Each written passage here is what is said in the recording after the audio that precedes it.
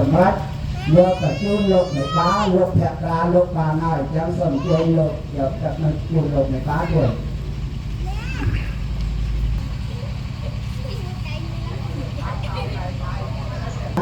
giờ đặt mình mất chú lục này bá rồi thôi